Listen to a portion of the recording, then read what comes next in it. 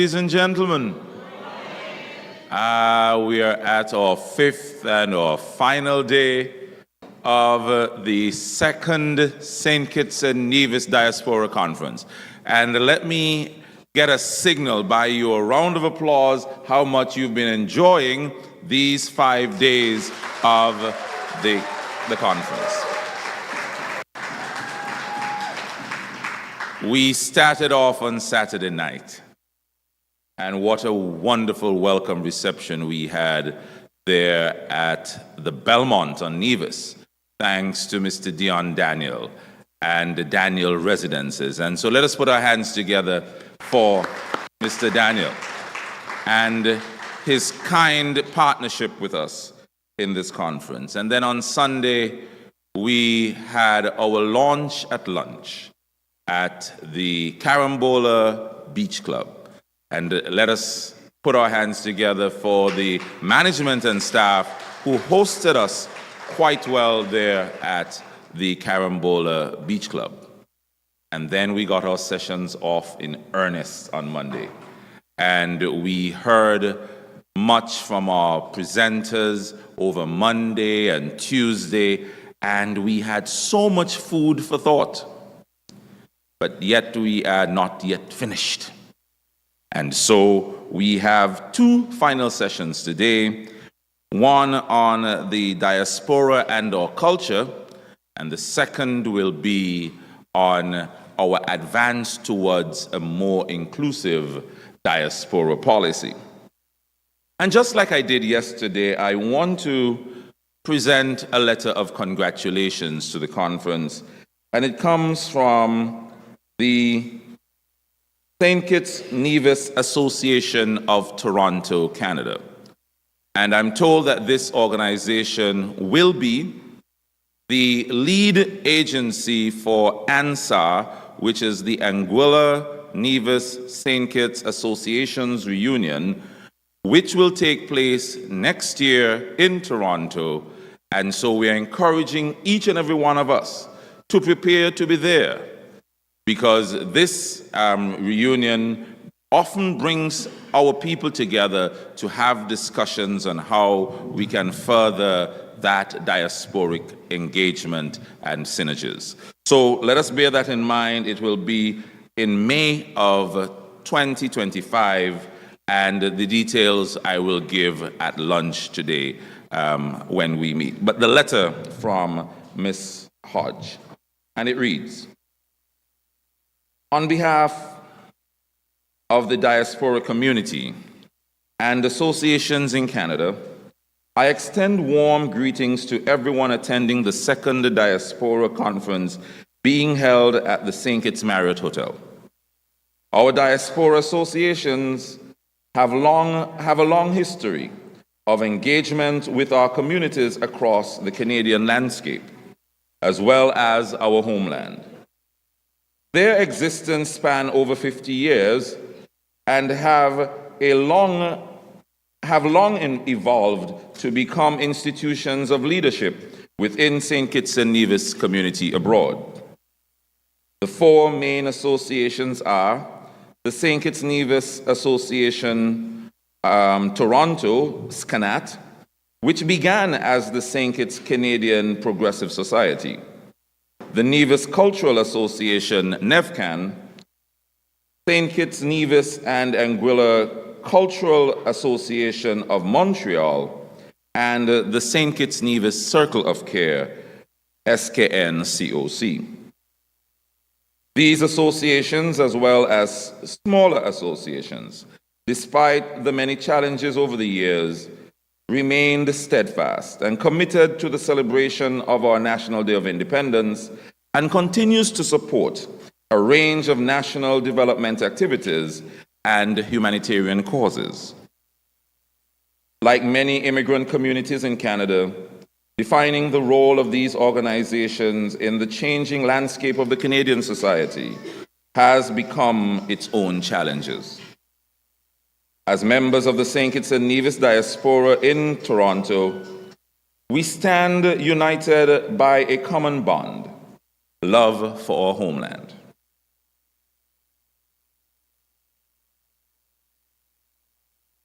Now more than ever, it is crucial that we set aside the differences and come together for a greater cause. By embracing our motto, country above self, we can forge a stronger, more purposeful future for our twin federation. While we may be diverse in our experiences and backgrounds, we share a common vision, a prosperous and thriving Saint Kitts and Nevis. It is through unity and collective action that we will see this vision realized. Each of us brings unique strengths and perspectives that, when combined, create a powerful force for positive change. Let us move forward, committed to working in harmony and with a shared focus on what truly matters, the well-being of the progress of our diasporic community and our homeland. With unity as our foundation, we can build a brighter future for all. The Saint Kitts and Nevis Association of Toronto SKN extends best wishes for a productive and successful conference. Warm regards, Ms. Tara Liebert-Hodge, SKNAT President. Let us put our hands together in thanks for our association there in Toronto. I want us to get quickly into this morning's session. And we're talking about our culture. One of my favorite books is one that is called Fish Cannot See Water. And all that book simply says is that when you are living in a society, within a culture, you don't readily recognize what your culture is. But when you step abroad and you look back into, you would recognize the corn and fish we had for lunch yesterday as part of that culture that we just took for granted. Or the music, the fashion, all that when we travel and we live abroad, we look back and we say, oh boy, I wish I had. And the list goes on. And so we have a panel today to discuss our heritage in the areas of our heritage, our music, the sport, our food and fashion. How do we as a diaspora, in the whole context of creating and sustaining that sustainable island state agenda, how do we incorporate our culture into this dialogue? And so today we have 4 able panelists. I begin by recognizing Ms. Sylvia Sweeney, who will be speaking on filming our culture. Yes, we can write about it, and that is good, and we want it written about, and we heard from Ms. Dunrod yesterday, and we're now talking about the filming aspect of our cultures so that others outside can know what is the true Saint Kitts and Nevis heritage and our culture. And then our music. And there's none as prominent, I think, as Mr. Ivan Berry, who can speak to how we can market our music. Because going as far back, we have some rich music here in Saint Kitts and Nevis. How do we introduce it to the world? And how do we preserve it for ourselves and our future? And then there's a gentleman by the name of Harwood Williams, who I'm told is a legend in sport in Saint Kitts and Nevis.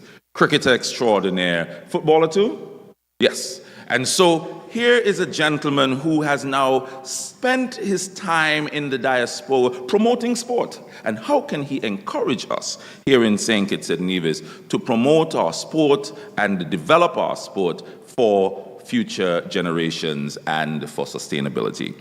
And then, by no means least, we have Miss Petula Skeete, who is a household name, I'm told, in the area of fashion. Am I correct?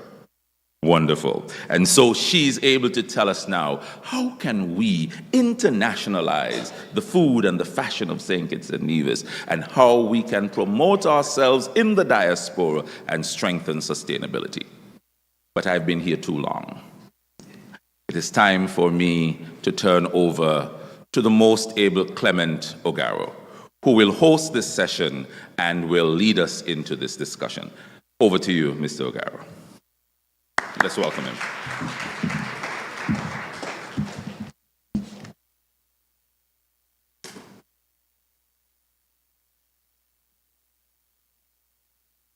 Good morning, everyone. All right, hope that you've had a successful conference so far. As Mr. Vaughn said, my name is Clement Ogarro. He missed one part of it, though. Most people would know me as Monarch, a semi-retired Calypsonian. So I'm sure Mr. Berry would be able to help me to revive that part of my career. Like you, or some of you, I should say, I was part of the diaspora not very long ago, having lived and worked in 3 different countries, the United States, Argentina, and the Philippines. But I'm home now, and I'm really enjoying it, and I hope that, well, I'm sure that some of you guys will do the same pretty soon.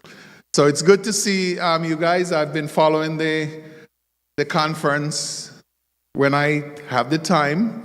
As the director of Carnival currently in Saint Kitts, it's very busy, but I spent some time, I looked at the conference, and I can tell that you guys are getting a wealth of information and that it would serve everyone well, not only those who live in the diaspora, but also those who live here in Saint Kitts and Nevis. Of course, it's already evident that diasporas everywhere are making immeasurable contributions to their countries of residence and origin, and that remittances are just one part of the story. What's needed now is to take global diaspora engagement to a next level, to identify ways to truly harness this vast potential to drive positive change. This conference is a call to action, and we're here to do just that. Now I'd like to introduce briefly the panelists, and I'm going to start very briefly with Mr. Ivan Berry, who is a winner, and he works with winners. A proud native of the Caribbean island of Saint Kitts, the artists he's worked with have sold millions of records worldwide, and Berry has collected countless industry honors, including 2 Lifetime Achievement Awards, 1 Hall of Fame induction, numerous Juno awards, I should say Canada's Grammy equivalent, SOCAN Awards, Much Music Video Awards, Canadian Urban Music Awards, a Bob Marley Award, Arts and Entertainment Award from the Saint Kitts Canadian Association, a large number of certified gold and platinum plaques, and many other industry honors. Put your hands together for Mr. Ivan Berry, ladies and gentlemen.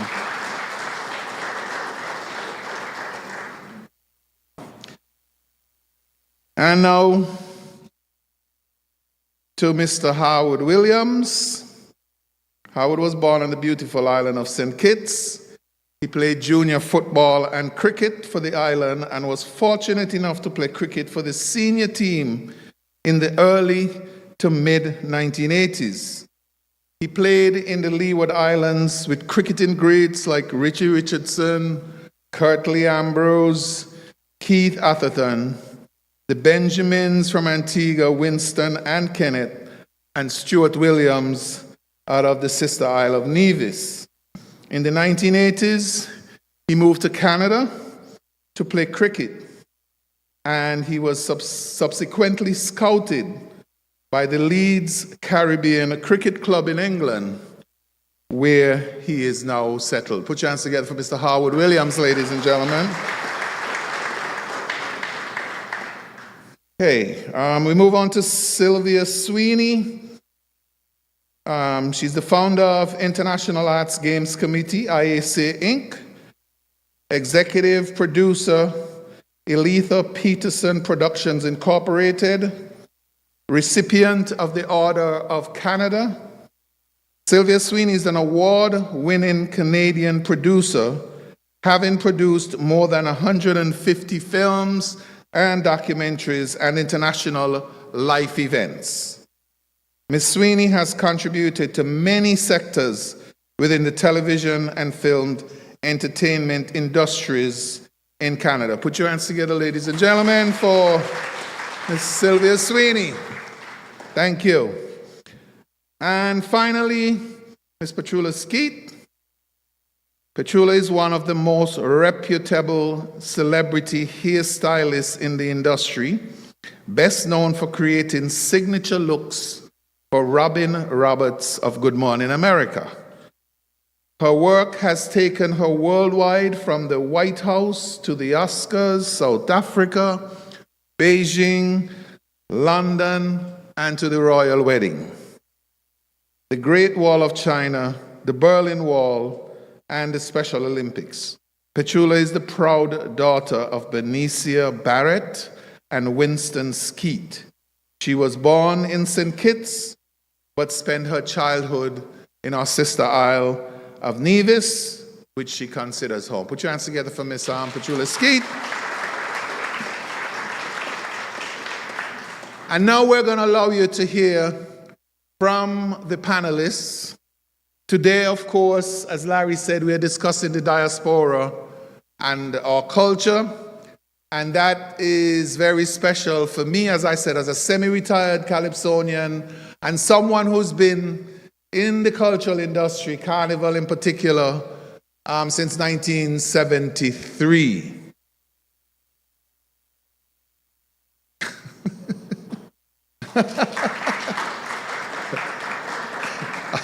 I didn't ask for a response, but anyway, thank you very much, though. I appreciate it. Of course, I'm the winner of 4 junior Calypsonians, the first Calypsonian in Saint Kitts to win a three-peat, and the one who named our carnival Sugar Mass. So, thank you very much. That's enough of me. We're now going to hear from Mr. Ivan Barry, who has been gracing us with his presence for quite a long time, especially during our music festival and other events, of course, in Saint Kitts. So put your hands together and welcome our first speaker, Mr. Ivan Barry, ladies and gentlemen.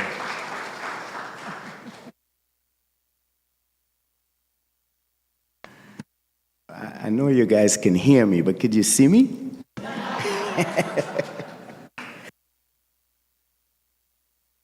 Very much. I'd like to first thank the minister and Christine Wallerin for putting on such a fantastic conference this week. Thank you. And I would like to thank you guys for attending. Saint Kitts and Nevis, the next musical frontier. The greatest exportable commodity that Saint Kitts and Nevis has to offer is within our culture and creativity. From a musical perspective, we have always done a great job in the creation and performance of the art form. However, never a suitable job of wealth and job creation within this invaluable commodity. The Caribbean has exported numerous global superstars, but not the business professionals to support them globally. With this, what this creates is wealth for a few artists while creating thousands of taxable jobs for foreign countries to work closely with our exported talents. Foreign governments and private sectors benefit more than our regional governments and private sectors. This is not a good business model, and it is time to invert this pyramid. Today, in Saint Kitts and Nevis, we have a large amount of talented individuals at the top of the pyramid, supported by very few business professionals at the bottom of the pyramid. Caribbean music of all genres and languages, including music from Saint Kitts and Nevis, has unique and diverse rhythms and is well known and popular around the world.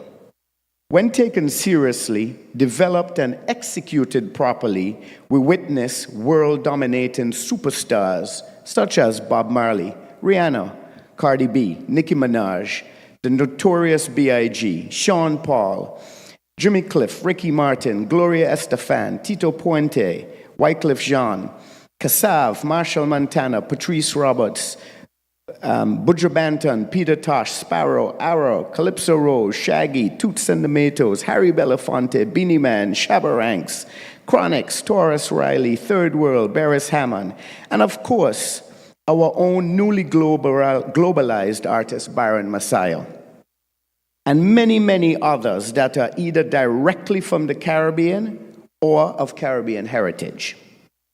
Our artists are particularly strong in live performances, as it's our number one financial line item for making a living. We, however, forget about the lots of other support and income-generating individuals, such as songwriters, graphic designers, arbitrators, stylists, makeup artists, sound engineers, producers, publicists, managers, business managers, choreographers, dancers, photographers, video directors, script writers, social media and branding specialists, and the scores of other roles that make up a vibrant and perpetual music industry. In order to capitalize and enhance the capacity of underlying career opportunities, we must build local capacity of persons for the identified areas in the business of music, who will participate in the full development of the sector and support our tomorrow superstars. We have to strategically strengthen linkages with international executives, creators, and others to build on the collaborations for future marketing, promotion, and exploitation. We have to perfect the art of artist development and create global brands for export to the international market, while the intellectual property and the foreign earnings remain in Saint Kitts and Nevis. Our formal academic educators has to offer new career options in the business of music in an effort to impact job creation, encourage entrepreneurship, and alleviate poverty, while giving a sense of purpose to idle youth, increasing their earning potential, and reducing crime due to idleness. Our government will have to enhance legislation while strongly enforcing laws that create wealth for our content creators. All this will eventually recognize Saint Kitts and Nevis as the new musical frontier. This will allow for the export of creativity and the import of foreign revenue. Throughout the turmoil of the physical record-selling business, the music industry, and more importantly, the entertainment industry, has remained healthy and have in fact prospered. Copyright owners and brand managers are exerting more creative and strategic autonomy than ever before. Technological developments have made it possible for the music creators to record, distribute, market, brand, and sell their own music within their own networks globally. With this shift that has seen the emergence of an artist brand entrepreneur type of business model, major record labels have been slow and reluctant to take risk in exploring how to utilize emerging technologies and exploit potential new business models to maintain their reign over the music marketplace. They have become increasingly obsolete over the past several years, and developers of content and creators, and indeed may be extinct in the not too distant future, besides their market share advantages of net worth and net worth. With this harsh reality staring us in the face, it is time for Saint Kitts and Nevis independent artists, entrepreneurs, and supporting companies to take steps towards the so-called 360 all rights business model, in which there is profit sharing with the artists in earnings from a variety of artist-driven revenue streams. The model has drastically changed from the selling of physical music to the selling of the all-encompassed brand. We have to perfect the effective monetization of the entire brand of our artist while creating a new and improved industry with young entrepreneurs at the helm of the support jobs that sustain the artist's brand. There are now, much more than before, a range of jobs that create numerous revenue streams in a cohesive manner within the music industry, where intellectual property can be created and exported, while foreign revenues are earned globally and wealth comes back to the region to its rightful owners, and government benefit from an increase of taxable income from these globally successful individuals. Simply look at what reggae and dancehall did for the global marketing and the global earnings of Jamaican artists and Jamaica's government. We need to effectively transform our young leaders in the music business in our islands, so they could genuinely share and represent the interest of our talented and creative right-brain thinkers. We need to establish sustainable, structured, transparent, accountable, and profitable business models. We need to align risk and reward where interests of our creative citizens, government, investors, and the public at large are matched. We need to establish the business of music in Saint Kitts and Nevis as a viable and respectable avenue for wealth creation and retention. Popular music as an outlet for youth expression is undeniable. The disproportionate attraction to music as an area of professional interest among youth is equally as undeniable. In fact, when surveyed, the vast majority of youth at risk identify music, entertainment, and other creative avenues as their primary area of professional interest. I read again. In fact, when surveyed, the vast majority of youth at risk identify music, entertainment, and other creative avenues as their primary area of professional interest. What is disturbing about this is that these career opportunities, from the perspective of those same young people, is defined simply as live performances and nothing else. They are oblivious to the hundreds of distinct roles and role players that contribute to the success of any one artist and or performer. Perpetual music and entertainment industry. We must not fail our right-brain thinkers. We must educate them towards a global perspective. In doing so, young people would recognize the plethora of options available to them, that the contribution between talent and education is an indomitable fortress. Our reach should exceed our grasp, or what's heaven for. Let's band together to ensure Saint Kitts and Nevis is the new business model for the music and entertainment industry regionally and globally. Thank you.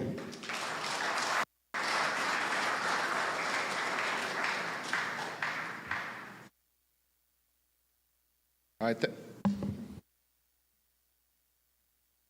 Thank you very much, Mr. Berry, for those important words here about our music/entertainment industry. You mentioned the fact that we have to build local capacity, and that is very important. We now have not only just a Ministry of Culture that most of you were accustomed to. We have a Ministry of Creative Economy, and they've been working diligently to ensure that, you know, we step it up when it comes to our entertainment and our music.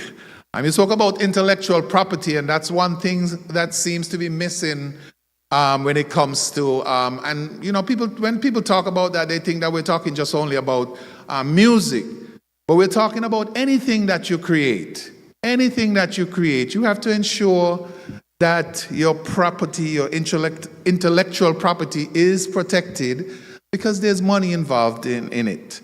We want to make sure that guys are utilizing ECHO or any of the publishing companies around the world to you know, ensure that they get royalties from their music. And as much as some people think that, you know what, hey, it's just a little bit here and there, but if it constantly keeps coming in, where your music is being used, played, or whatever it is, or your property, not just your music, then you can collect your royalties from it as well. We need to export our creativity, and I think this conference is definitely set up to help us to export that creativity worldwide. And of course, in the music industry, in the entertainment industry, you have to take risk. You have to take risk.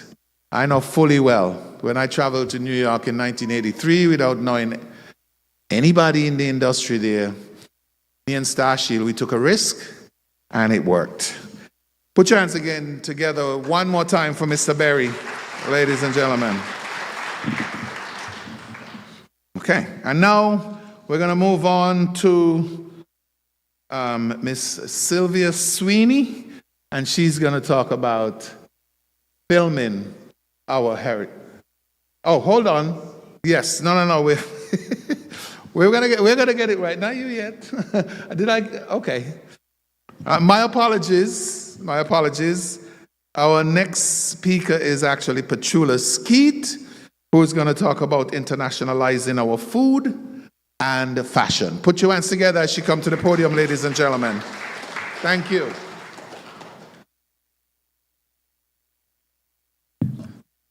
I know you can see me, but can you hear me?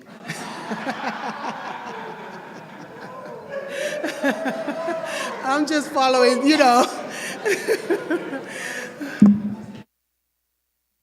Good morning, everyone. I am super excited to be here. I'm a bit nervous. I'm going to share it right off the top, and I'm in awe. I'm in awe. And talking about food and fashion, but I'm going to take you back. I'm going to just give you a little snippet of my life and how I ended up on this journey. There was a time in my life I only had one pair of shoes. I remember that. And there was a time in my life when I was 10 years old wearing size 10 shoes. Now I'm a full size 13. I'm proud of it. Yeah. There was a time when I was not the one selected to be for the Carnival Queen show because I was too tall, too black. I didn't fit the criteria, but that's okay. I fit it now.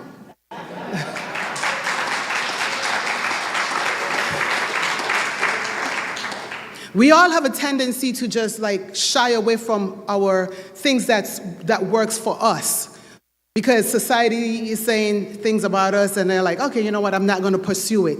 But thank God I didn't do that. How many of us have like a burning desire in our heart to do something, but when you think about it and think about what others are going to say, you're just like, forget about it. I'm going to raise my hand for myself, and I'm going to raise my hand for everyone who's sitting in this audience right now. I'm still blown away that I'm a licensed cosmetologist and I'm working for one of the most reputable shows in America, Good Morning America, and I'm a 6-time Emmy Award winning hairstylist.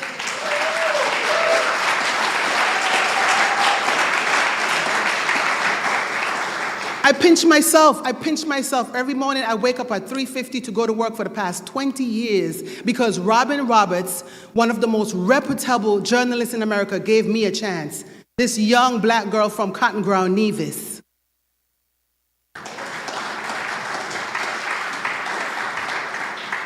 So today I'm here to just share that, you know what? It doesn't take a college degree, or it doesn't take you to be someone who knows who to be in front and be the forerunner of your platform, your own platform. I represent Saint Kitts and Nevis every day. Every day I represent Saint Kitts and Nevis. So I'm speaking from my heart because, you know, food and fashion, raw talent. And it was a survival thing for us. We didn't really born with all the, you have it right at your hands to be like, okay, you know what, I could go and buy this and buy that. If you don't have it, you make it. And food, I remember when I was growing up, we didn't have a refrigerator, and I was having fresh food every day. And we were like so upset because we didn't get the macaroni and cheese and stuff like that. But now we are going back to farm to table, from farm to table, right? We're going back to that, and we need to do that because we have to watch our calories, and we want to live a longer life. And also, we need to internationalize it to know that we know how to burn a pot. We know how to cook real good food. The other day, I was on Facebook, and I saw someone put up a post saying, do you know who sell real Kittian food? Can I get some Kittian food? Up in New York City. And they said someone said, oh, Vicky. And Vicky was like, oh, I'm not cooking today. But every corner is a Jamaican store, right? And we all go to the Jamaican spot. We can come together. We can create shows, content. We can create a lot of things. We can talk about, because right now everyone is on this health journey, and we can go back to our spices, our natural food, and we can show the world that we can do this. I spoke to a gentleman about 3 weeks ago. He's a well-known, reputable chef from Four Seasons. His name is Rudell. I don't remember his last name. And I said to him, what are you doing? He said, I'm doing my own thing now. I said, well, do you have a media kit? Do you have TikTok? What are you doing? Do you have content? He said, yeah, I'm working on that. We need to stop working on stuff, and we need to do it. Just do it like the Nike's commercial. That's what we need to do. And I'm speaking for myself as well. So I'm not here throwing no shade or anything. And I was like, listen, I need you to get your one-pager together. I need you to get your media kit together, because I consider myself a fly on the wall. I'm in the media every day, 24/7. And when I hear them talk about, oh, we need something, we need some stories, because they always need content. And someone is always traveling to Saint Kitts and Nevis, and I'm like, listen, I know of this person, I know of that, and I share. So this is why I want to let it be known, I'm here, and I move mountains because I am right there behind the scene where the decisions are made. Let's get a little bit into the fashion aspect side of things. You know, when I started working in this industry, like I said, I went to beauty school, not because I wanted to be this world-renowned hairstylist. I went because I was tired of the color of my skin. You're so black, you're so this. I wanted to bleach my skin. I wanted to do that. So I went to beauty school thinking I was going in like Petula, and I was going to come out like Cinderella. You know the story, Cinderella, right? That's what I did. But thank God I came up with a profession, a career. I love to say I'm a cosmetologist. I love to say that. And because of that search, I was able to land a position working with Miss Robin Roberts. Also, guess what? I brought Robin Roberts to Nevis. But the first time she came to Saint Kitts and Nevis, I brought her here. I told her, listen, I want to go back to my roots. I want to put on a show. It was called #Beautiful. And I wanted to bring women together And I did that. And she was so happy. She was like, she called me Petty. She was like, Petty, this is where you're from? I said, yes, and I'm very proud. And since then, she's been back here about 2 times. Yes, so, and I was able to bring other companies in to show that we're a small island, but we are big. Also, I was able, now I didn't know anything about the Oscars and the Emmys and stuff like that. So when she told me that I was going to the Oscars, I decided, you know what? I am going to reach out to one of a few designers. I have featured 2 designers on the red carpet from Saint Kitts, local designers. Miss Faith, I'm not sure of last names, I'm so sorry. She made me a nice, beautiful pink skirt, and I was on the red carpet, and you couldn't tell me that I was not one of the celebrities, because on the red carpet, we all the same. And I featured her. When I did my hashtag Beautiful, there was a young lady by the name of Yusha Johnson. She's a coach, model coach, and I reached out to her and I said, listen, I would love some young girls to be a part of this event. And she was like, no problem. She got the girls from St. Kitts, got them to Nevis. She did that for me, and I always felt like I didn't do enough for her. So a couple years later, I reached out to her. I had an opportunity. I'm going back on the red carpet, and I was like, Yusha, do any of your young girls, are they designers or anything? She was like, yes, I have 2 young girls. I flew to St. Kitts, got fitted. Those young girls made my clothes, my dress from scratch, and I featured them on the red carpet. Chevanice and her other partner.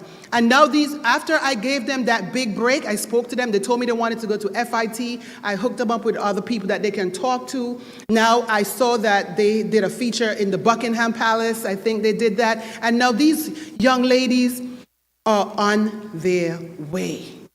And this is how we all can come together and internationalize our raw talent. Let's do it. I'm here, I'm representing the youths.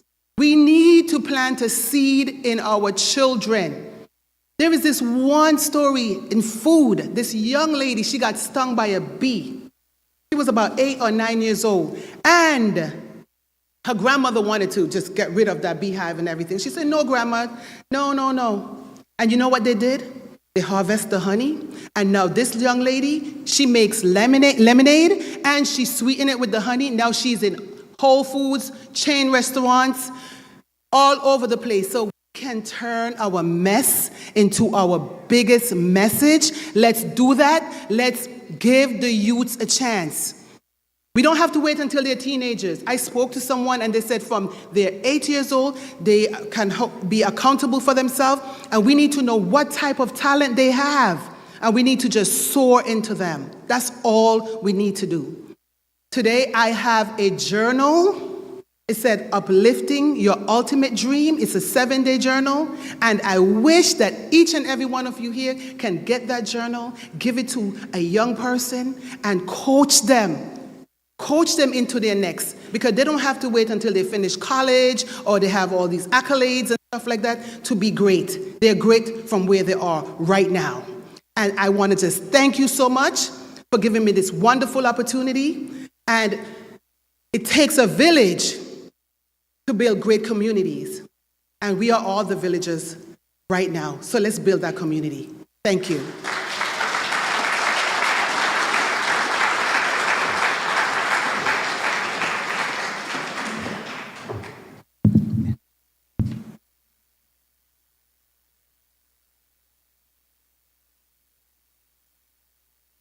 All right, one more time for Petula, ladies and gentlemen.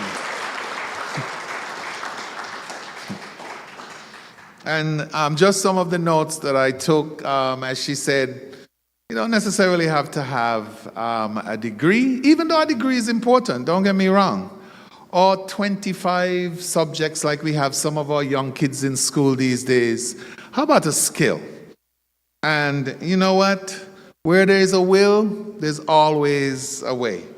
The line that stood out for me, though, was let's turn our mess into the biggest message. Put your hands together one more time for fashion and food. And now we're gonna move on. This gentleman has been a friend of mine for quite a long time. Spent time up in Leeds and Chapeltown. Don't know if anybody else is here. Anybody's here from Chapeltown now? Oh, there's some Chapeltown folks here. Good, good. I have family there as well. There's somebody from London giving us a thumbs down. Okay, so we're going to move on, ladies and gentlemen, to Mr. Harwood Williams. Put your hands together and welcome him.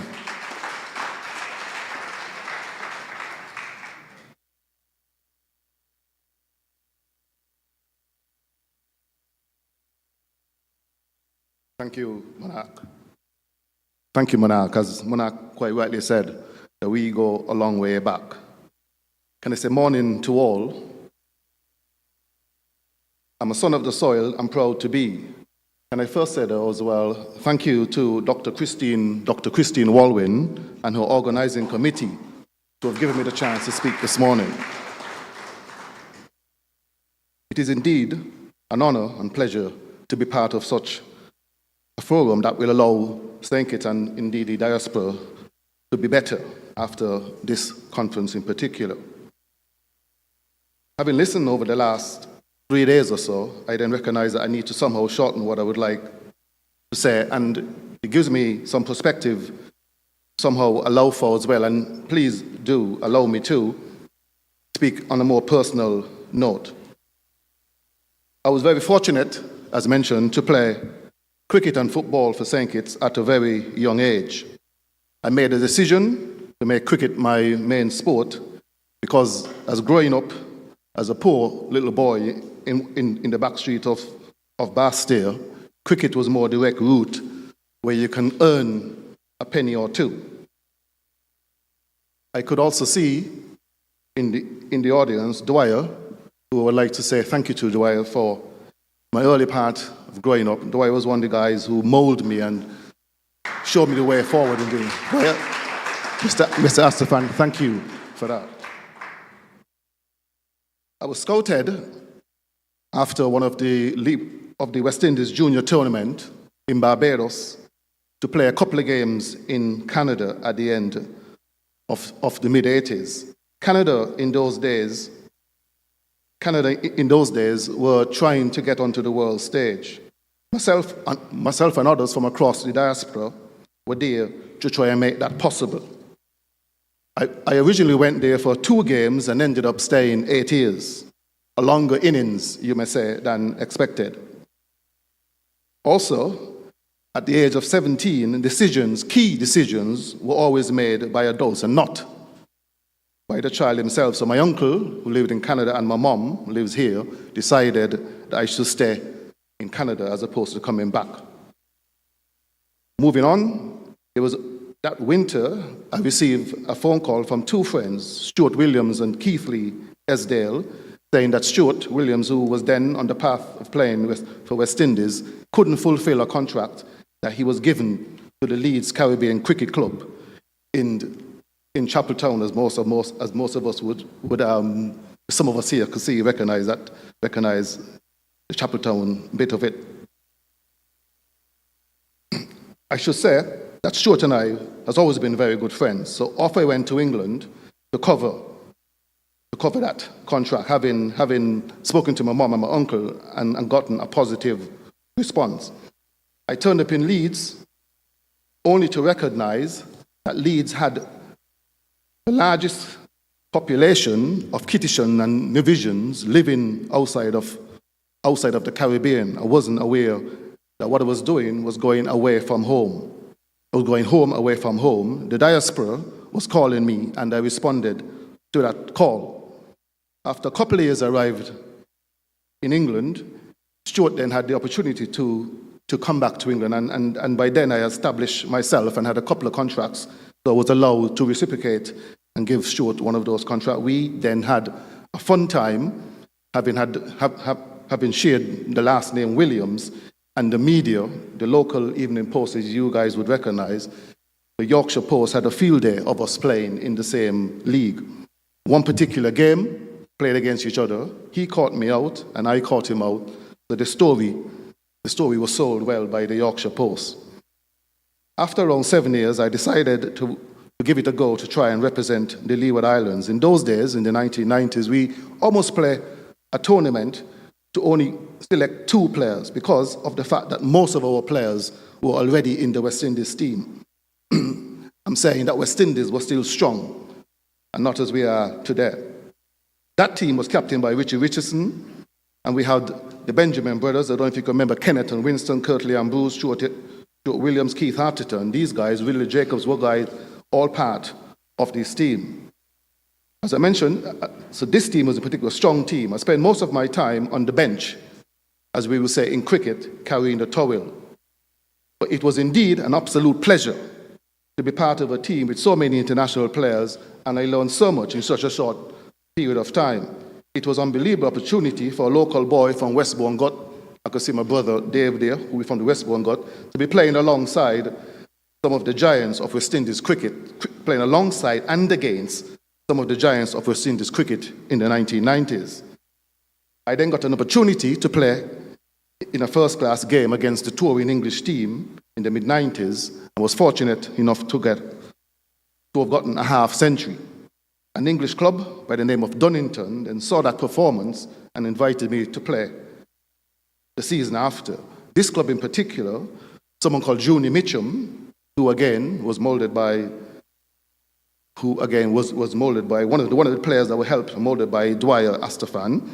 He played for that Dunnington club before myself, so I was in effect joining a club that has already existing connection to the Caribbean. I played at the club for 22 years under someone called Colin Graves, who was the chairman, and Colin Graves went on to be the chairman of the ECB, the top job in English cricket. You could say I've had friends in high places, as it were. I again was very fortunate to play with Alvin Kalichuan and Collis King, these guys again who from the West Indies team as we were stronger then. Although I left the Caribbean Cricket Club for Dunnington, my commitment to these Caribbeans has never stopped and will never stop. This was, after all, the club I first played for, who helped me to make that transition between moving from Canada to England. But more than that, I came to understand the important cultural role that the Leeds Caribbean Club played in creating for me and others across the Caribbean what would I like to call a home away from home. As was mentioned earlier, a home away from home for me is, if you think of the Caribbean club, most of the clubs we play against an English club, and we go there and we'll eat, and we'll have our sandwiches, and after the game, it'll be the local beer, not the Red Stripe or Carib. So creating a home away from home in England for me was a place where we can go and listen to our music, eat our own food, speak our own lingo, and exactly having a place home away from home. I've always given my time and knowledge and expertise to the Leeds Caribbean Club unconditionally, and will always do so. Over some time, I recognized the pain in the voices of many of the members who have been there for over 40 years and never been back. Bear in mind, most of these people has only gone there for 2 years, and the idea was 2 years, make enough money, and leave straight away. That has never happened. Those guys end up with kids and grandkids and great-grands, and they're still there today. For the majority of them, all their families and friends had either passed away or moved on to green pastures, so to speak.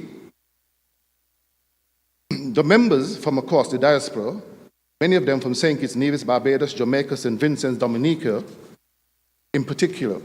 So in 2004, I decided with a group of people that it was important to show that the cricket club was more than just a cricket club, but a key social institution keeping the diaspora connected to the Caribbean. To demonstrate this and to give back to my fellow Caribbean, we put things in place to organize a tour to Saint Kitts and Nevis, where we will all go and be friends and family of each other.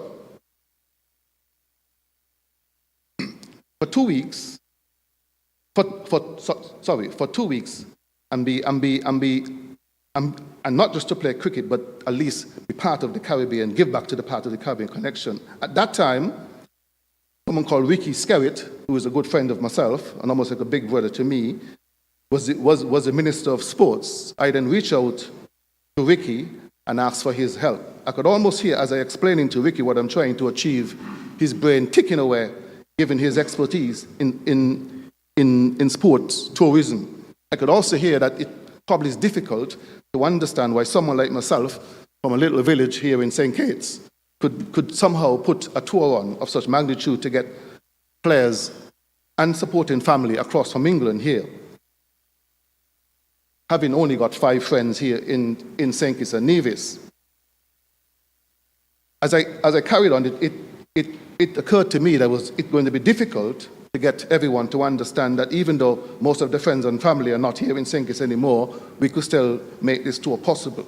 I managed to explain to them the importance of sports and tourism being more than just traveling and playing sport, but about the identity, the history, the cultural connections and bonds of friendship. So the idea was to somehow pick up the Leeds Caribbean Cricket Club and put it onto the British Airways flight, next stop being Saint Kitts and Nevis. A return journey, if you like, that for those who started the Leeds Caribbean Cricket Club many years ago in 1948, when the club was first founded as the oldest black cricket club in England.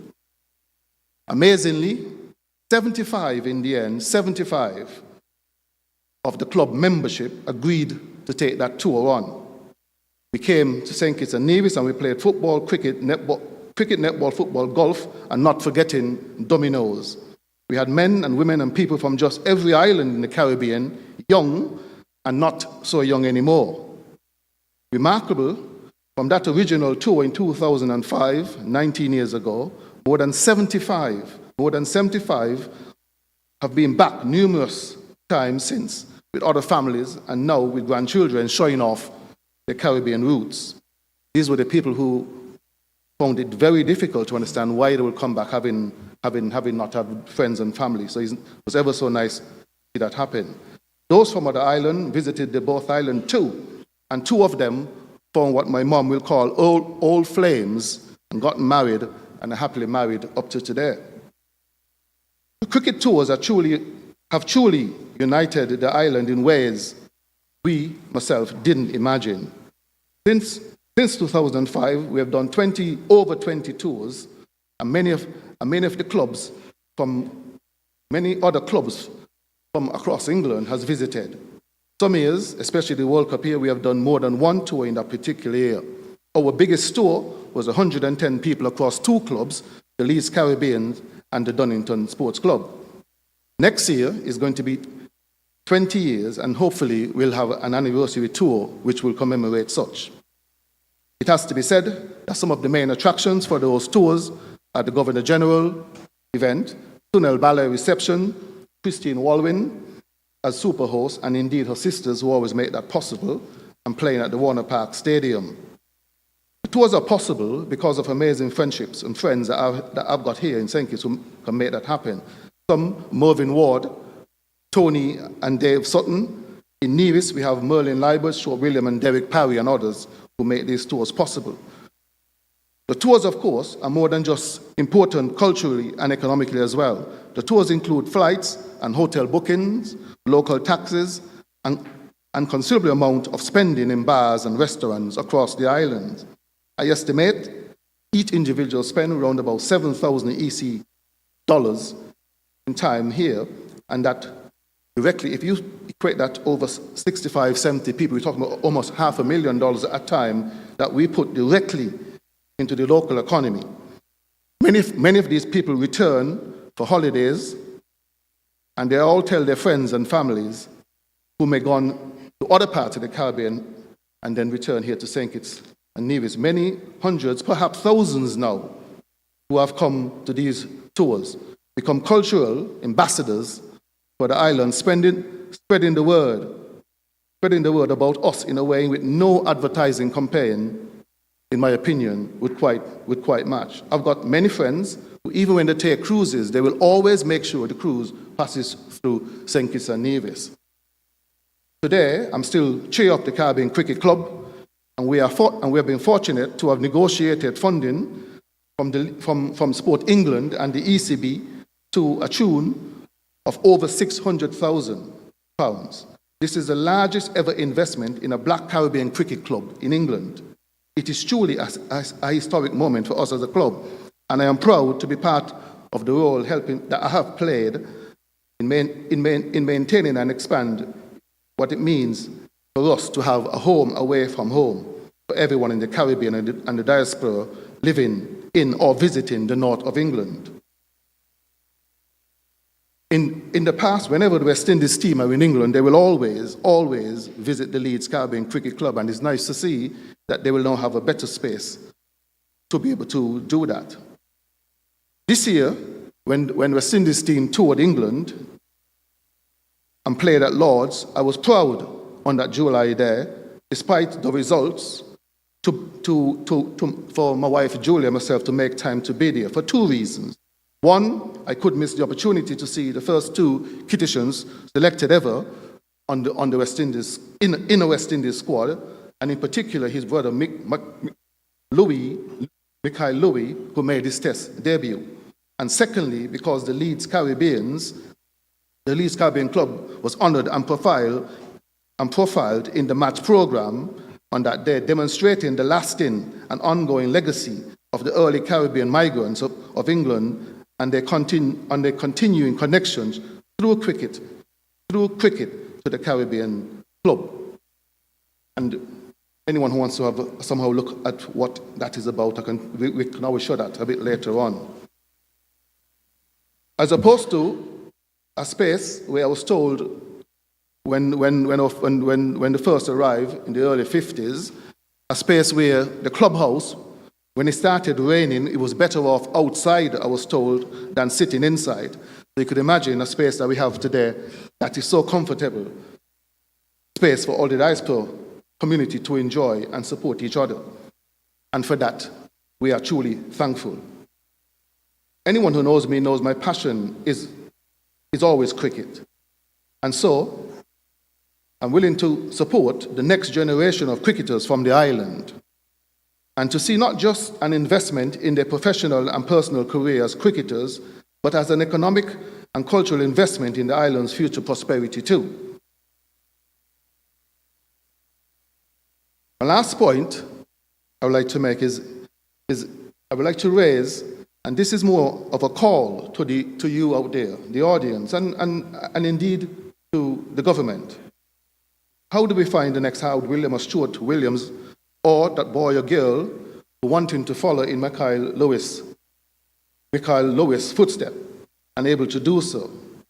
It shouldn't be just down to a chance or luck, or a parent sending their young child to England, but a more structured and organized system that connects talent that we have here to a club like Leeds Caribbeans, which a new building from the ECB, and help generation of players gain experience and living abroad and helping to maintain and expand our diaspora connections.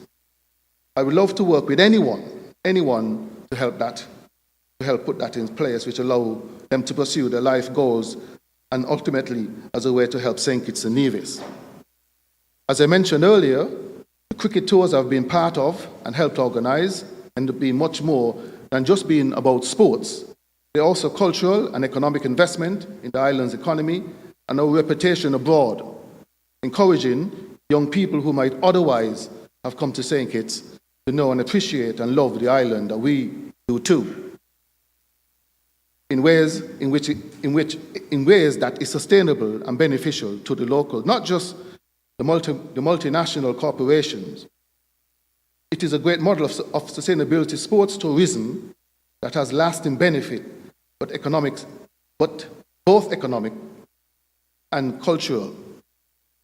I would like to end my speech by asking Dr. Christine Walwyn, at some point while I'm here, is to somehow we can sit, point me in the right direction, so we can sit and have a discussion around how do we better organize ourselves, as I quite rightly ask, in making sure that now that we have these two players for the first time who made the West Indies squad, how do we now make that better? And I think one of the things that we can do, I'm happy to help with, is to somehow organize a group of young players, let's say under 18 squad or so, who can then, not come in this way, but going back the other way, where we can take an squad of 18 young players, coaches, and get them across to England and try and get their talent, promote their talent in a way in which we wouldn't be allowed to do so. So at any time, Christine, if you could help me to make that possible, I'm quite happy to be part of that. And thank you for listening.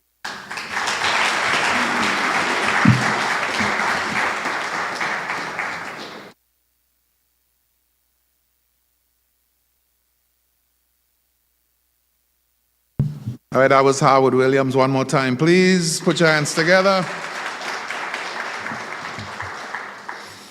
And he talked about something that's very important, sports tourism here in Saint Kitts.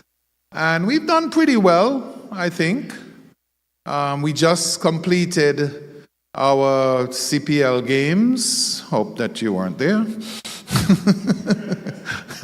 Yeah, the results were not as we wanted.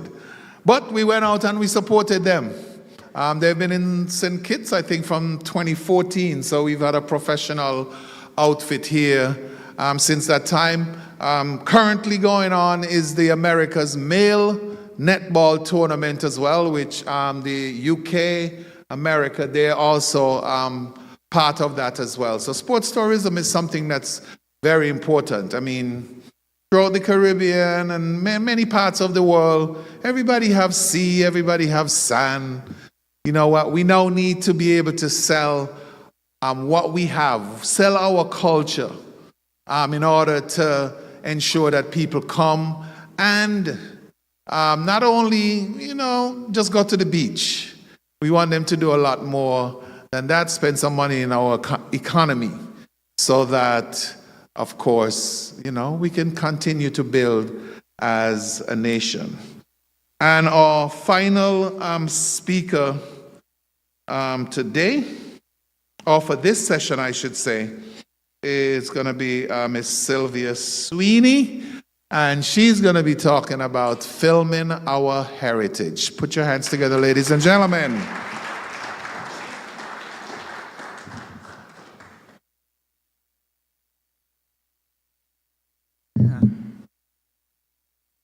I'd like to thank everyone for coming to this session, and especially Dr.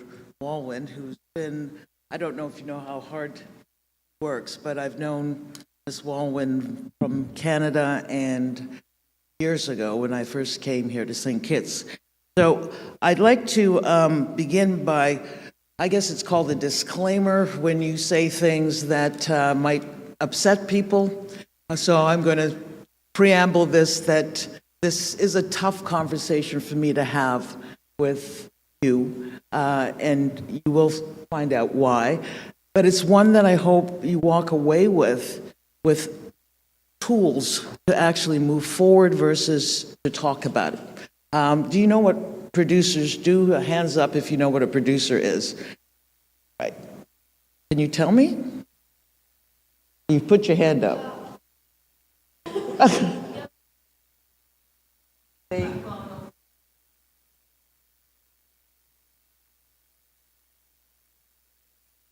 Well, there was a film called Wag the Dog, and I think it was Dustin Hoffman, and one of them said, no one knows what a producer is. No one knows what a producer is. And it's someone who takes an idea from idea stage to completion. Not just ideas and we talk about it, it's actually doing it. So I'm going to give you a bit of a history of why this is a tough talk, and I want to invite you to stop me, ask questions, and I'm here for that. So I would start by saying that there are countless conferences that could spend days on this subject of film, countless, right? And first of all, this is not the slide, so I'm just going to, if I can motor down and go to this. So the film industry is so encompassing, and there's so many categories in the film that you can get involved with, which is the broadcast end, the makeup, hair, all of these lines, music, all is encompassed in the industry. And what you need to do is pick one and focus on that and then build from there. So what I did years ago, and if it sounds harsh, it's meant to be, this is my third and final attempt to impart knowledge on this island, which has been valued at the highest levels in Canada, and my knowledge has been, as a result of sitting at certain boards, we have a robust industry. And I was part of a handful of people that made that happen in Toronto. So why did I first come to Saint Kitts? Well, I was always curious about the country because my grandmother was born in Sandy Point, and she longed to see it again. And she talked about this magical island that she came from, and she died before she ever could. But her story has lived in me and perhaps fueled my passion to try to reconnect in the only way I knew how, which was through film. So I took a trip to the unknown with an idea more than 20 years ago. Put some context into the idea. It was the mid-90s, and I was on the board of directors of the Ontario Film Development Corporation. It's an agency of the Ontario government, and we were faced with the same dilemma most bureaucracies and bureaucrats face. You know, when a government changes, they throw everything out from the previous government. You start all over again, they throw it out again. And so you're always in this perpetual vortex of not accomplishing much. And people stop really feeling the passion for the work that they would love to move forward. So Ontario's no different. And we were on this board called the Ontario Film Development Corporation when the government came in and said, we don't believe in culture, we're not funding culture, no more grants. So as you can imagine, that was the only really source of funding for a lot of filmmakers, and it wasn't a lot of money you needed to do a film. You just needed that hand up, and we were giving it. So what they did is made us the messengers to the industry. You need to tell the industry that we're not giving out any grants. So there was a board member, he was a tax lawyer, handed me a roughed out proposal, and I was the only producer on the board at the time. And he said, could you please read this? Because he said, I have an idea. And I love that. I love that line, I have an idea, right? Because from there, can actually grow. Nobody's pushing anybody out of the way. We were working together. It's not, I have an idea and somebody's stealing it. And I'm saying this for a reason. It's, I have an idea, how can we build on it? No credit needed, no accolades, just how can we make it happen? So he said the idea was to use tax-based financing. You know, we were producers, creators, tax-based? So I went home and I read it, and I surprised myself because he said he was going to gauge what I said on the next steps of what the industry might react to. And I said, you know, sometimes we're so used to doing things one way that we get stuck. But if we are open and non-judgmental, the answer might lie behind door number 2. So he had a rather interesting thing that I didn't understand at first, and then when I did, I said, I love it. He said, how can you love this? He said, I'm shocked. I said, well, because grants are subjective. You have to know somebody, you have to kiss somebody's ring, you've got to have a relative, you've got to schmooze, and 9 times out of 10, if you don't know anybody in this industry, you're not getting further than a smile. Right? It's a relationship industry. And I said, but this is objective. Everybody can access this tax credit. It has rules, it has criteria, and everybody can apply. And not apply, you're eligible for it. You get it back. So we could only actually produce, we could actually produce an entire conference just on tax credit funding for film. And I think when you're serious about this, this isn't a 10-minute or 20-minute conversation. It's planning out with conferences, with people who've done it, bringing them here to actually launch your film industry in a way that's actionable and that is telling Kittitian stories.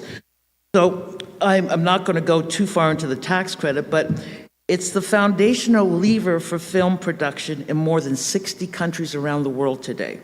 In fact, we decided to extend that credit to American producers and attracted a robust exodus of films being shot in Hollywood.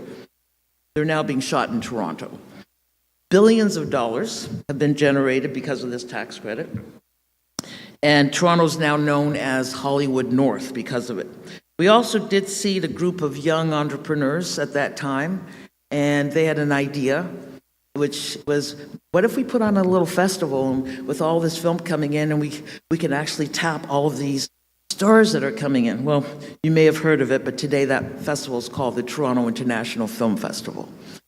So all of that was happening because we were meeting some resistance, and we went behind door number 2. And I'd like to say that door number 2 in St. Kitts are your human resources. I heard Petula mention things very briefly. She didn't belabor it, I will, about being too dark.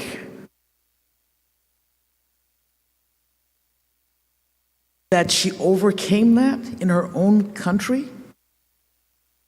And I'm sure I could say the same thing about women. You cannot afford to tap into those petty corners of your history that were imposed on you and not use the capital that you have. And I'm going to show you some of the capital that you may not know you do have behind you, in your corner, waiting to just be called.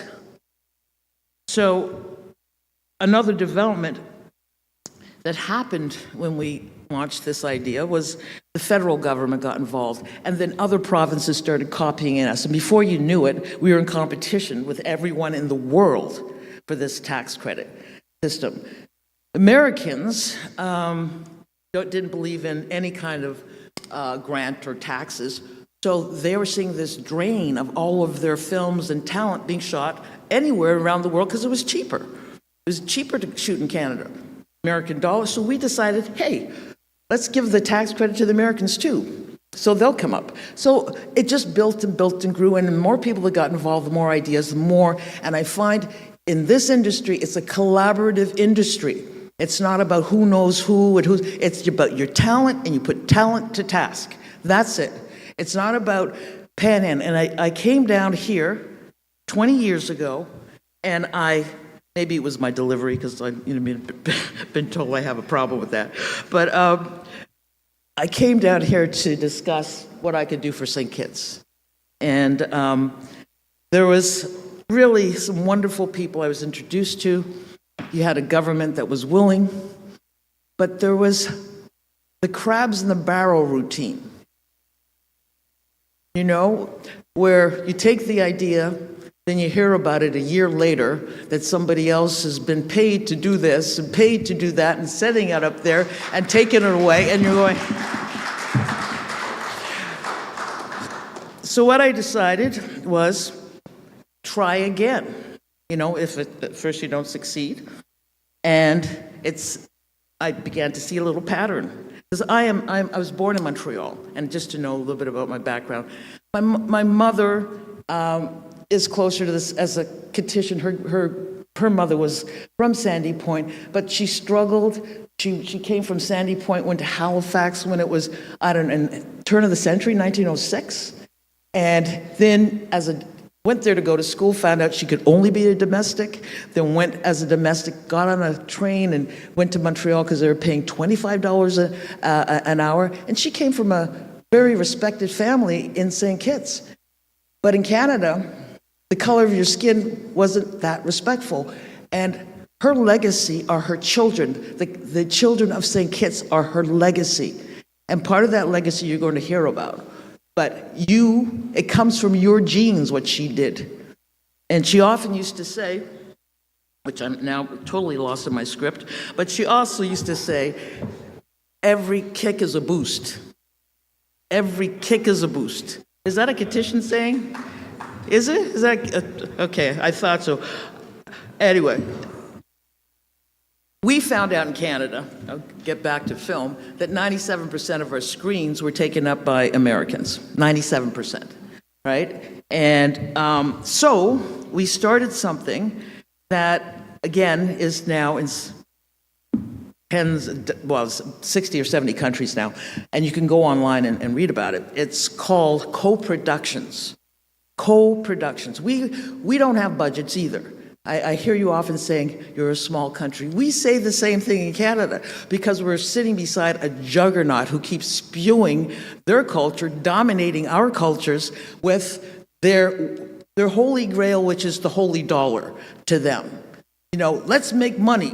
We can make money. All these promises, and the reality is it's not about money. The film is about your heritage. Film is about telling your stories to the world and getting that vehicle to get there. If you happen to make money, you know where you make money? In the budget, in a salary. And then you do another, and then together, but everyone wants to be a mogul. And tell me how many of them are.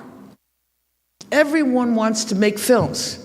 Tell me what it's done for Saint Kitts or Jamaica. So I came down here and I proposed a co-production because I actually held the Canadian government to task. And I said, why is it that there is not one Caribbean country in your list of 60 co-production treaty countries? And I'm thinking, they're leaving out our folk again. It wasn't about that. It was, we were leaving ourselves out with our ignorance of what the process was. And it's not triggered by governments, it's triggered by two producers just saying, hey, I'd like to produce with you. I live in St. Kitts. And a Canadian producer saying, hey, I love your story. I'd like to work with you.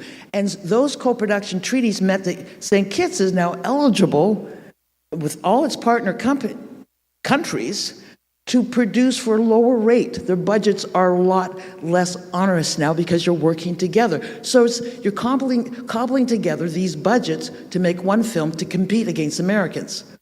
So the Americans are not eligible to participate, but St. Kitts was. So I guess my mistake was I get very passionate and very excited about the idea because I can see the path forward. But I excite too many people too fast because they decide, oh, that's a good idea, see ya. And the details, the devil is in the details. And what you needed was a film policy. A film policy. What is a film policy? Well, I wrote a film policy because I was traveling around the various islands, and wrote a film policy for only one country who said, yeah, we get it. It was Jamaica. And I started that film policy, and then I heard later, again, it was absconded and never went anywhere. So why is the film policy important? I think I can go to the next slide. Importance of film policies. And if you bear with me for one moment, I'm so totally off script that I've lost where I was. So, yeah, here, I'm almost back. So, I said, no, actually, you know, it's best that I didn't read the script. Because I was talking about the fact that when I was in Jamaica, I said we have to stop elbowing each other out of the way. For as my grandmother used to say, we can't sit around and just wait for the scraps off of other people's tables. And the other people are usually European and Americans. European and American consultants are called in often, paid I don't know how much money, and nothing measurable comes out of it. So if someone comes and says, I have an idea, and doesn't ask you for anything, you don't hold that in very high esteem. And I think maybe it could be because women are looking at giving and elevating and haven't been given the opportunity to impart what they can give and elevate because I said to myself, what, if I charged them like $80,000, I would have gotten more respect. Right?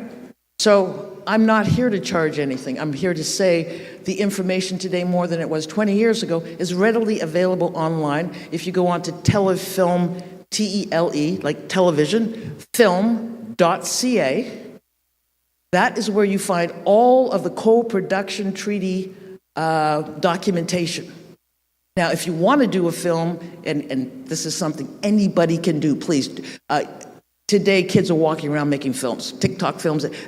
If you want to make a film, read that, because it's a great source of how you can make significant inroads in documentaries, et cetera, with a decent budget, just by partnering with somebody from Canada or getting another country in Europe if you want to. They're all signatories to this co-production treaty.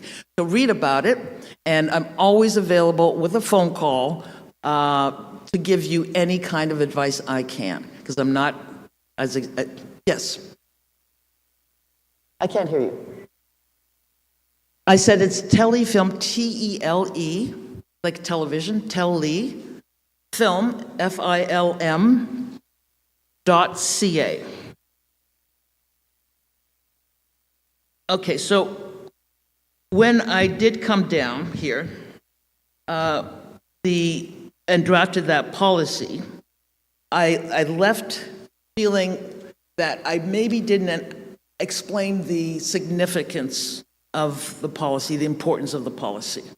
And the policy is a guardrail, and it also is the only way you can enter into the co-production treaty process. You need, and a film policy, like any other policy, is written for you, for petitions. It's not a policy. What it says is, these are the rules and regulations in this country. If you are a filmmaker, this is how we will help you. So the government has to sit down and think, how can we help our filmmakers? And at the same time, it's a protectionist thing. It's for Saint Kitts, it's not for Canadians, it's not for Americans or British, it's just for Kittitians. And that particular film policy needs a film commissioner. So you start there. You hire a film commissioner, not someone who talks fast and knows and has you bedazzled. Someone who has a track record for having done this type of stuff. Proven over and over again, because you can't afford less, right? You've had Dr. Christine Walwyn for years at the ready. And I'm not putting her on the spot, I hope, Dr. Walwyn, but she has spoken to me over the years, just connecting the dots. And she can identify the right people. She knows them. She's out there.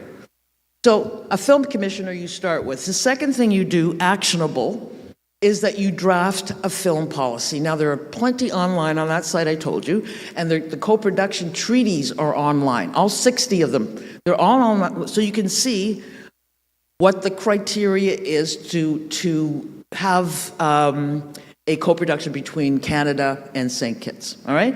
And so I've been up here too long, so I'm just going to go and invite you to read that. So I'm going to just tell you about the last bit of importance, and it's the power of the story.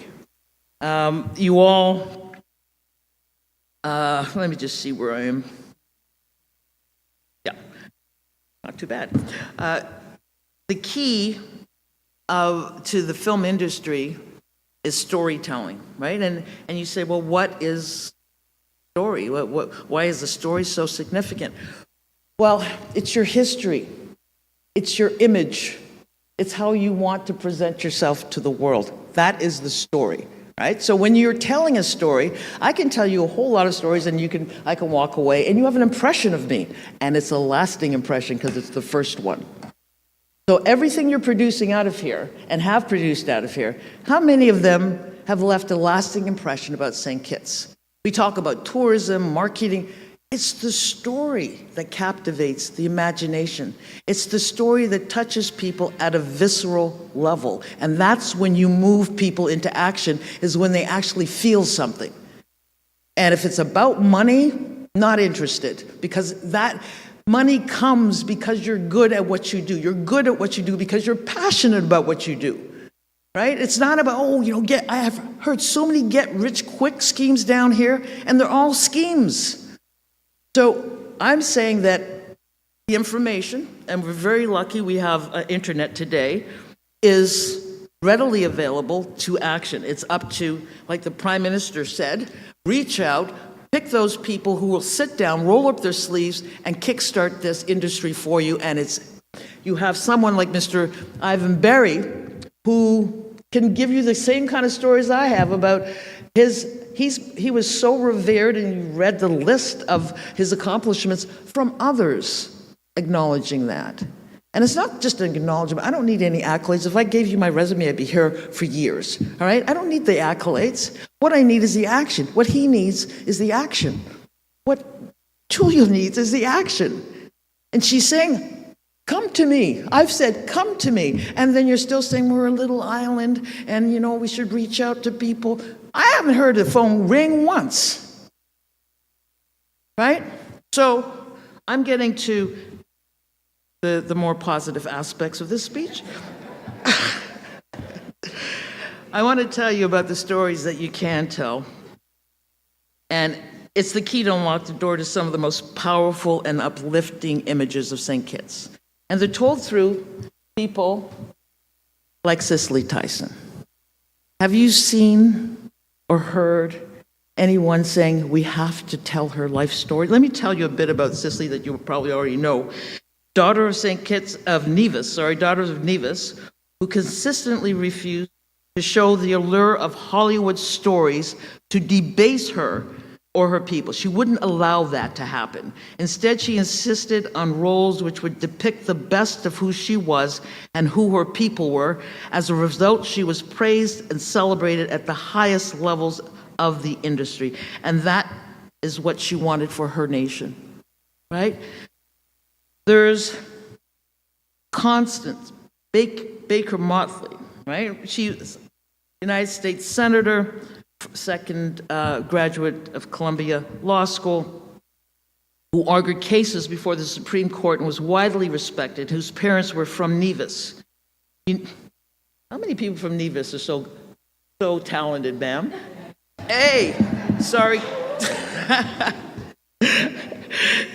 You need to claim her, to celebrate her, and in the process you say to the world that you are the people that other people should aspire to be, right?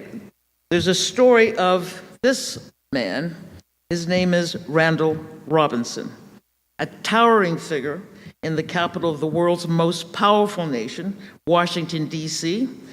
He established the Trans-Africa movement and was hailed by the likes of Congresswoman Maxine Waters, Senator Ted Kennedy, President Joe Biden, nominee Kamala Harris, and so many others for tireless work in social justice. His actions spoke even louder than his words with the liberation of Nelson Mandela, the restoration of democracy to Haiti in 1994, and his defiance of major forces of oppression around the world. Now, he chose St. Kitts as his home. He dedicated an entire book to this island, an entire book. And it was called Quitting America. And when they asked him to go and work in the United States and teach, he refused to leave St. Kitts and made them fly him in for sessions and fly me home. And this wasn't Florida. This was somewhere in Penn State, right? So he flew and came back home. How many phone calls did he get? Right?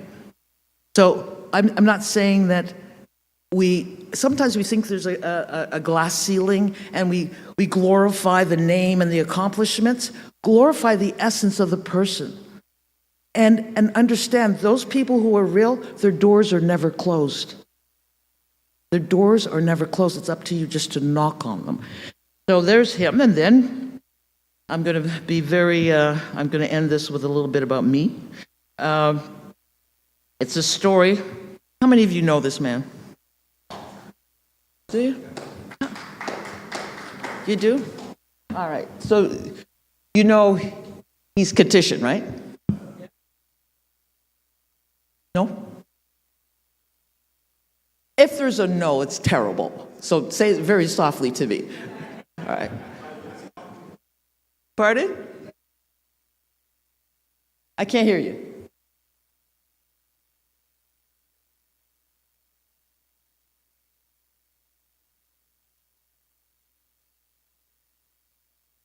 Wrong. Oscar is my uncle. And my mother taught him piano. My mother taught Oliver Jones. These are the women behind the men. But my mother taught Oliver Jones. She taught so many students that they have named a street after her in Montreal, right? And this is there a street here in Saint Kitts? These are your children, right? He's on the bill. You see that little woman with the blue hat up there? It's the Queen, right? She came to memorialize him. And a statue's in front of the National Arts, and his statues all over the place. Streets named after him, schools named after him. Is there a building here, an Oscar Peterson building in St. Kitts? Right?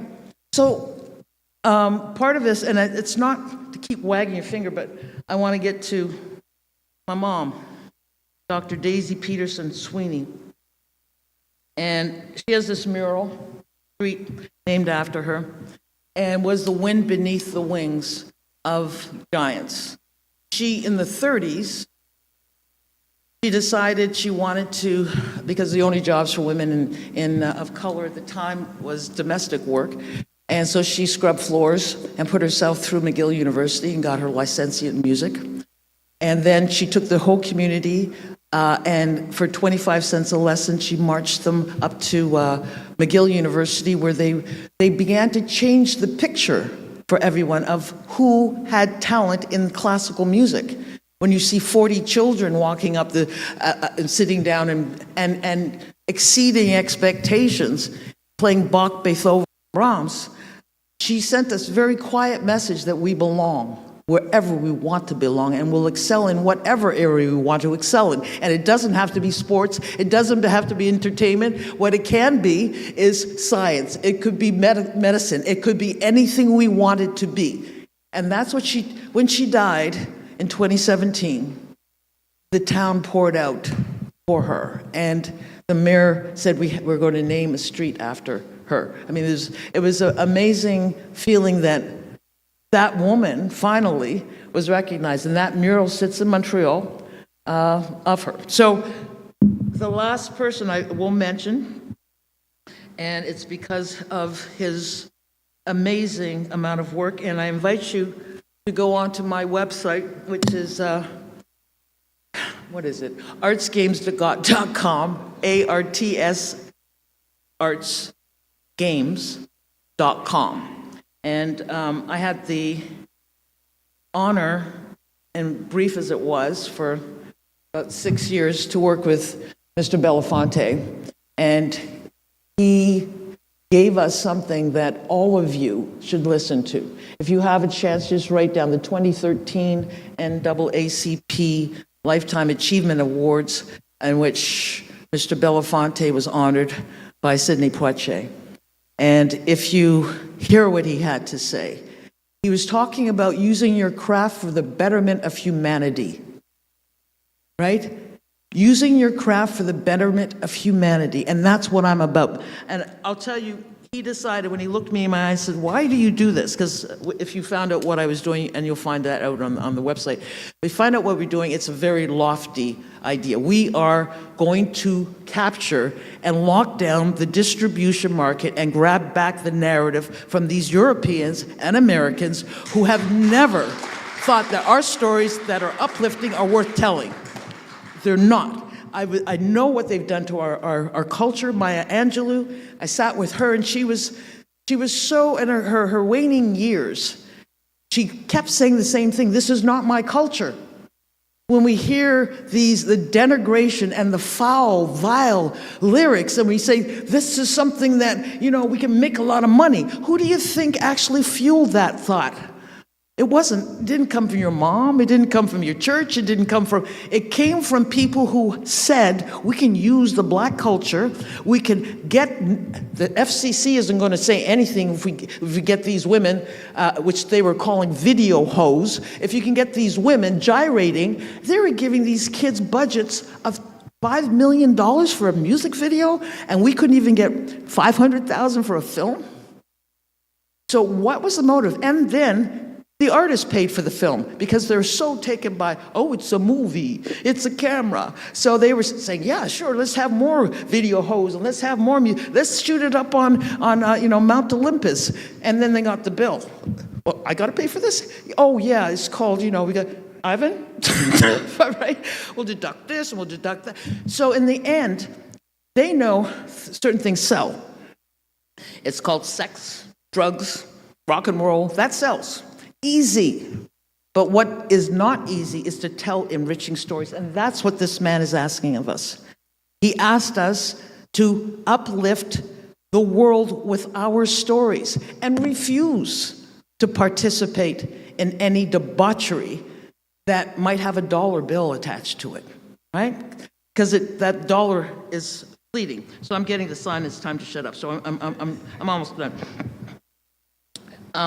Harry Belafonte became the ambassador of the Arts Games. And the Arts Games can and will help all of us if we can work together over time and actually controlling one of the most important industries in the world, which is called distribution, right?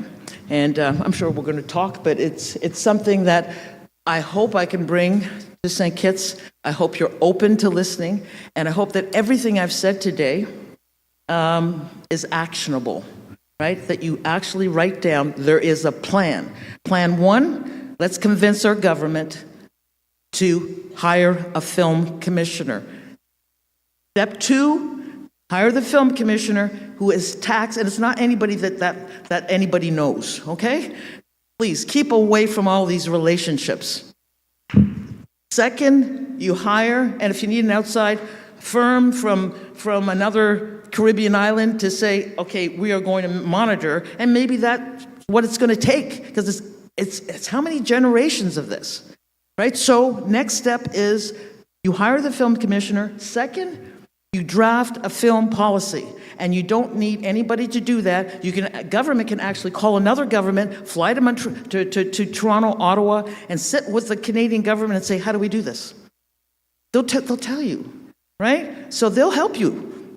And then once you have a film policy, integral in the film policy are guidelines and guardrails. So you can say, we do not fund anything that has profanity that my child at 13 cannot watch. And they say that censorship, we embrace censorship at this point. We need to embrace it because there's nothing foul about saying that I don't want to hear any more debasing lyrics about my people. So those are the guidelines you can put in. So once you've done that, then encourage your youth. And I'm going to mention the offsprings of Randall Robinson, Kalia Robinson. Does anybody know her here? You do. Do you know how accomplished that woman is? She had the top marks in a triple major at MIT. She went on to be solicited by 7 of the Ivy League schools for law and decided law's not for me. Do you know what she went into? Film. And she's shooting social justice films. One of the most brilliant young women I've met. She's the one I quote when I say, what would you like the next generation to look like? I said, you need to meet Kalia Ross Robinson, right? So you need to bring her home or make sure that she's your generation of hope. She's your next step. And she loves this country. And hopefully I can say that you do too, and that I haven't been too abrasive, but maybe. But if I have, but please feel that you can come and talk to me. I'm here for that. And I thank you for inviting me. I went way over time, but I came a long way. So thank you.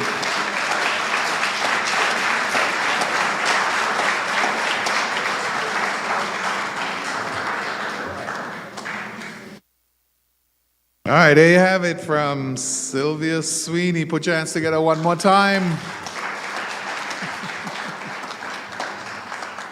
Yes. Thanks for being brutally honest in your words and also in your time.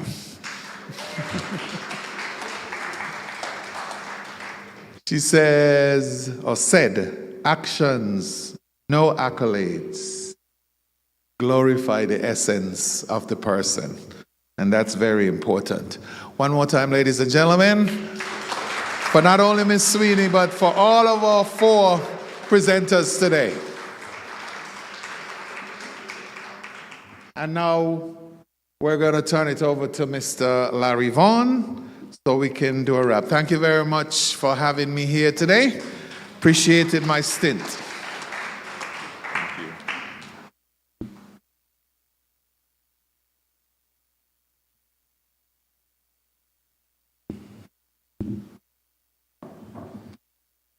Thank you very much, Mr. Ogarro. Let us put our hands together once again for Mr. Ogarro and the excellent panel. Goodness. I don't know, I didn't know we had so much expertise in the diaspora until this week. We have heard from 24 presenters so far, and it is just rich food for thought. And so I want to say thank you to this panel, and I call upon Ambassador Christine Walwyn to make the thank you presentations to this panel.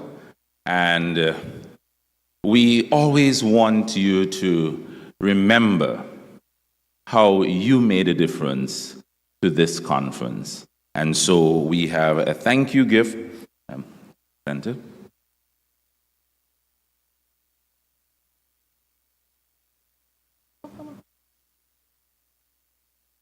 And first I call upon our host, Mr. Clement Ogarro, and we want to say thank you very much, Mr. Ogarro, for your able hosting and moderating of this panel. So thank you very much.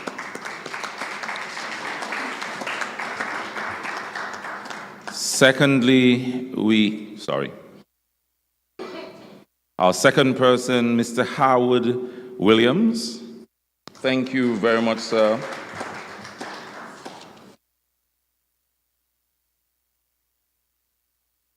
Next, Miss Sylvia Sweeney. Oh, you were so amazing. Much food for thought.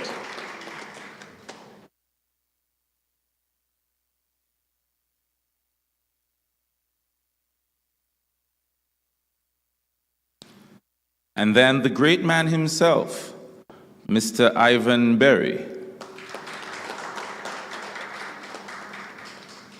the music man.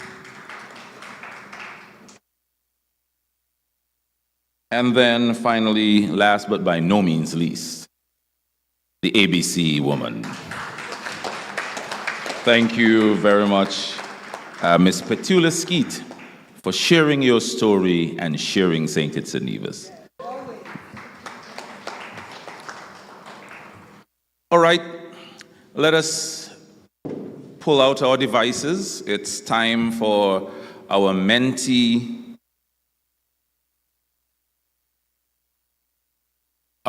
survey.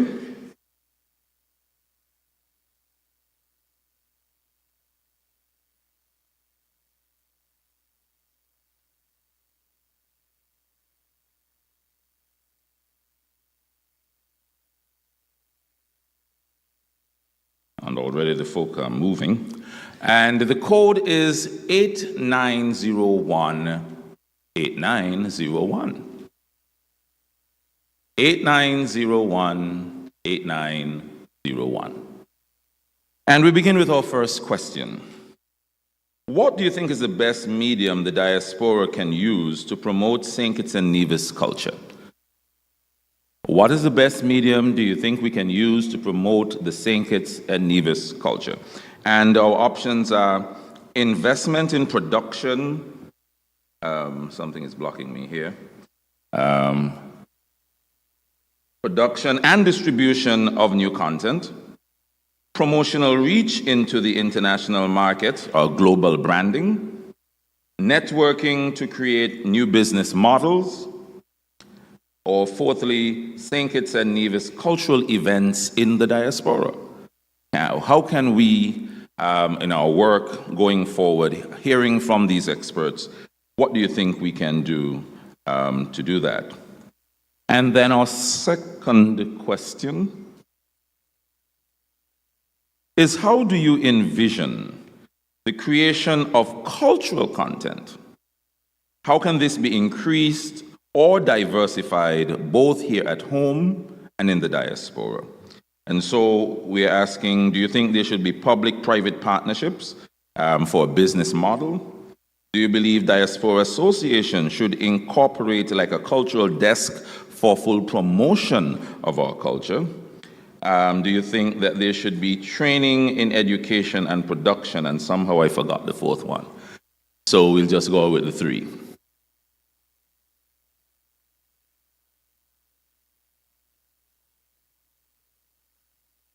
So how do you envision in going forward we can increase or diversify the work for our building our cultural content? Number three, how would you rank the priorities of the unit, the redo, on promoting our Saint Kitts and Nevis culture? And first, filming our heritage across the diaspora, internationalizing our food and fashion, marketing our music through the diaspora, or promoting sport development across the diaspora. So what work do you think, how we should prioritize these four things so that we can deliver on such a program?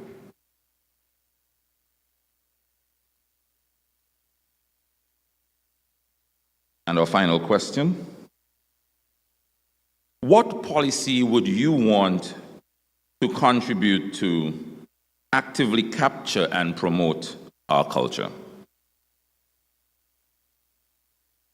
Create a revised cultural policy, help to create a sport development policy, develop national music industry standards, or create a film policy with co-production agreements and national filming production standards.